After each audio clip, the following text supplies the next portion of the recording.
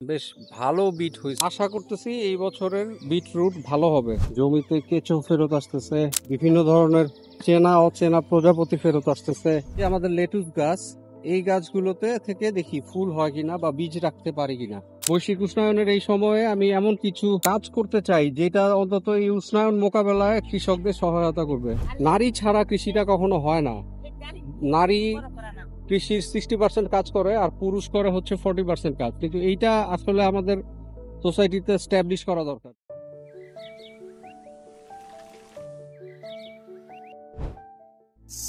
ঝিঝি পোকার শব্দে কান পাতা যায়।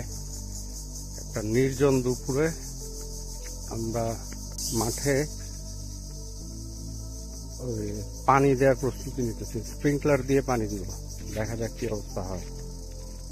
স্প্রিংকলার সেচে পানি অনেক কম লাগে, পুষ্টি জমিতেই থাকে। মোটর দিয়ে সেচটা দেই। আজকে আপাতত 3টা স্প্রিংকলার সেট করলাম। শেষ সময়ে বিটরুট গাছ বেশ ভালো বিট হয়েছে। মাঝখানে মাঝখানে আমরা লাগাই দিছি হচ্ছে মরিচ গাছ। এগুলোর চেহারাও ভালো। এই বছর এই জমিতে আমরা একটু বেশি করে দিছি খৈল সার, সেই সাথে গোবর পচানো সার। জমিতে আরো একটু ব্যবহার করা হয়েছে বিভিন্ন জাতের এনজাইম, বিভিন্ন ধরনের এনজাইম। তো আশা করতেছি এই বছরের বিটরুট ভালো হবে। কারো লাগলে আমাদের সাথে যোগাযোগ করতে পারেন। ওই যে বিনতি টমেটো তুলতে ব্যস্ত, আর ওই যে ওখানে সামেলা আপা আছে, বিনতিরে কাজ শিখাইতেছে। আর আপনাদের যাদের কাজ শিখতে ইচ্ছা করবে, কৃষি কাজ শিখতে ইচ্ছা করবে, কৃষি শিখতে ইচ্ছা করবে, আপনারা চলে আসতে পারেন।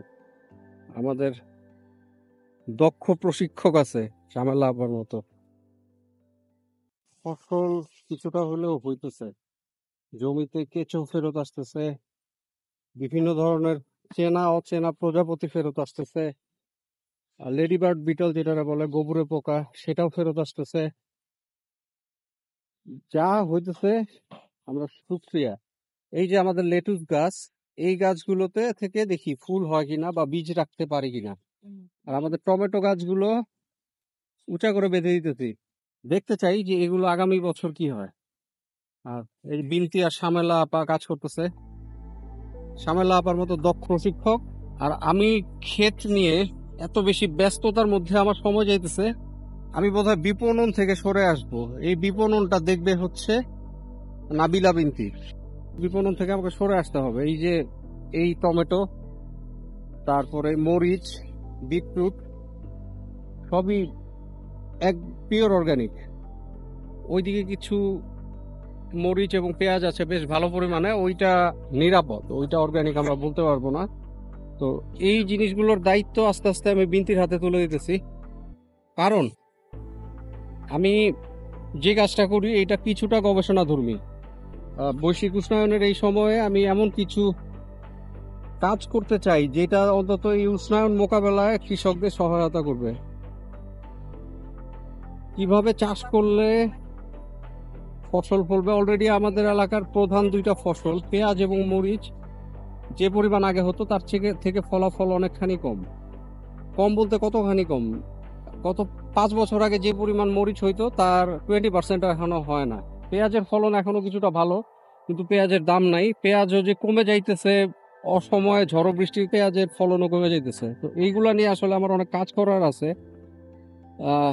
তো ওই কাজগুলো করতে যাই আমি বিপণনে আসলে সময় দিতে পারি না। তো এইটা ধীরে ধীরে ধীরে বিনতি বুঝে নিচ্ছে মাঠের কাজ এবং বিপণনের কাজ।